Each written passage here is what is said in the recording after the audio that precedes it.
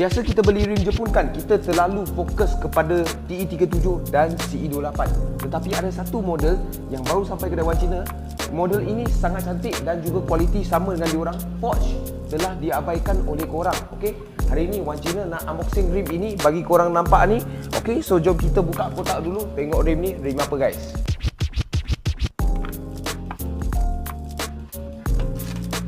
Okey guys, so inilah rupa rimnya, rim G025 daripada Vogue Racing. Okey, kualiti rim ini adalah Forge.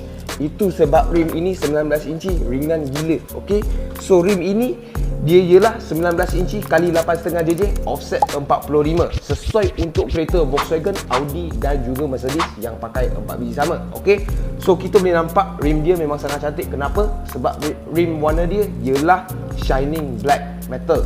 Okey, yang atas sana dia macam matte sikit tu, itu untuk FK8. Itu pun sama juga G025, tapi dia punya warna matte. Ini warna lagi shining, nampak lagi terang, cantik pasan kat kita korang. Memang cun.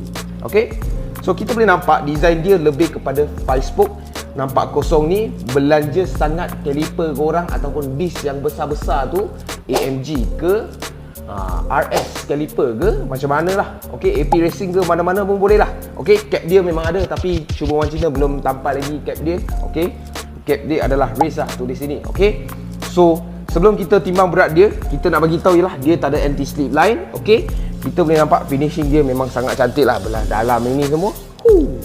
Okey, so jom kita pergi tengok timbang berat ni untuk rim berapa guys. Okey guys, so kita timbang dulu tengok berat dia berapa. Kita boleh nampak berat dia baru 9.35 kilo saja. Rim ini memang sangat ringan gila. Dia 19 inci. Baru Wan Cina buat video pasal 18 inci Grandmax 57 tu, dia 9.1 kilo guys. Tapi ini 9.35 saja. Bayangkan 19 inci. Besar lagi 1 inci guys. Dia 9.35 saja. Okey. So memang sangat sesuai untuk kereta yang nak performance ke, orang-orang yang cari rim ringan ke, nak lagi cantik. Lepas tu tak naklah CE28 ke TE37 sebab dah biasa ataupun dah bosan tengok orang pasang.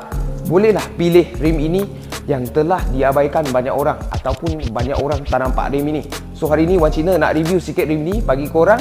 Kalau korang nak cari rim ni boleh cari Wan Cina. Itu saja untuk video kali ni. Kalau korang suka video kali ni, tolong like, share dan komen kat bawah apa yang korang nak tengok seterusnya. Macam biasa, cari Wan Cina. Thank you guys.